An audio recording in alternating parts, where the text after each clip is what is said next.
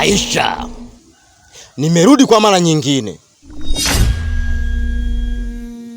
Usitumie rafiki yoyote au mtu yoyote wa nje, kwa sababu hutoweza kufanikisha chochote Aisha. Tumia ndugu, familia. Hao ndo wenye damu ambazo zinaweza kutufanikisha kupata hiyo ilizi Aisha. Hivyo sasa, usijaribu, usifanye makosa kutumia watu wa nje. Hutoweza kufanikisha chochote Aisha, hata siku moja.